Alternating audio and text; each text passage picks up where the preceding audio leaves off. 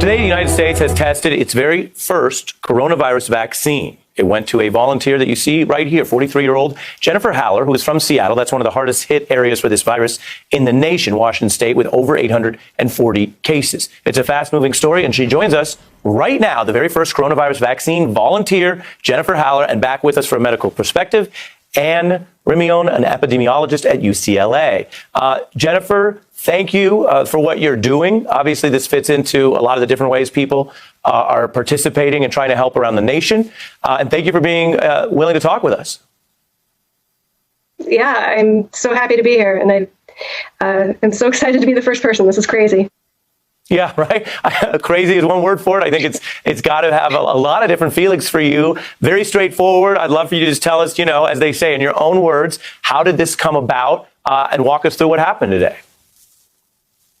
Yeah, just a couple of weeks ago, there was a call for volunteers, and filled out a form and got a call back, and went through the phone screen, past that, went in person for a physical exam, blood draw. Everything looked good there, and here we are. I went in this morning at 8 a.m. and got the first dose. There it is. I am, we feel, all of us, I know we feel so helpless. Like, what can we do? And I am so excited that there was actually something that I could do, and I did it, and I'm doing it. And I'm so proud of myself, and so thankful for the privilege that I have that allows me to do this. I'm healthy. I have a full-time job, salaried job. My company is flexible. They allow me to take time off to do this. I've supported friends and family.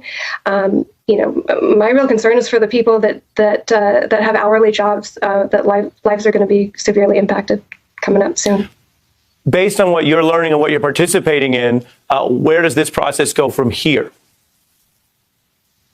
I do a daily log, temperature and any side effects that I'm feeling. I keep track of those. I, of course, call in if I have any issues. Do a phone call tomorrow, phone call the next day. I'll do weekly follow-ups, and then I'll get a second dose of the vaccine in, I think, about 4 weeks. And then I'll be followed through about 14 months through the study. And did the folks involved in this tell you about any potential risks? Obviously, this is, to put it simply, hopefully a good thing, and you're participating in it. But you can imagine some people at home wondering, oh my gosh, everyone's nervous about all sorts of things right now. How were you walked through the risk? How do you see that? Yeah, a really important thing to understand that's really helped a lot of friends and family who were concerned is that this vaccine uses messenger RNA, so it does not use any of the virus. So at no point during the study will you be exposed to the virus. So that's awesome. Regular potential side effects from a vaccine. Totally up for those. And then, of course, there's the absolute unknown, right? This one has never been tested in a human, and I'm up for it. I'm ready. And if they do have a breakthrough here, would you be really excited to be a part of demonstrating that? I mean, there's so much of this story that's been so hard on people. It would seem this would be an opportunity, potentially. I don't want to get ahead of, obviously, the test run, but would you be excited if it works out? Well, I mean, of course, yeah. I mean, the chance that I could have something to do with helping save lives is huge. And if this isn't the right vaccine or whatever, I mean, at least I'm part of the process. We're part of figuring this out and getting closer to something to help everybody. Yeah. Fantastic. Stay with me. As mentioned, we're getting this very newsworthy perspective from you as Americans and people around the country and the world are wondering about the race for a cure or a vaccine. As mentioned, I have Dr. Rimoin here.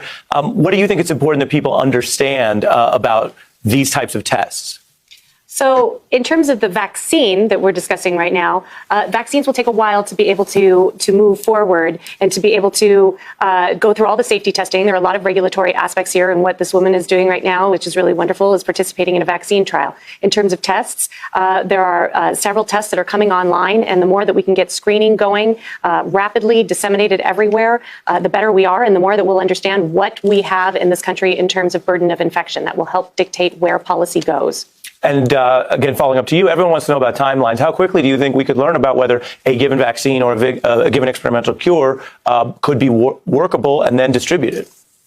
It really, there are several steps, regulatory steps that have to happen, and this is to protect people, to make sure that there are no side effects, that the safety data is really straight, is very good. And once we have those data, then it can move forward into the next step. But there are always several regulatory steps that protect everyone, so that when a vaccine is available to the public, it will we'll know that it works well. And we still do believe that this will take at least a year or so to be able to be available to the public. So right now, all of the measures that we're talking about, we can't be putting our hopes into a vaccine.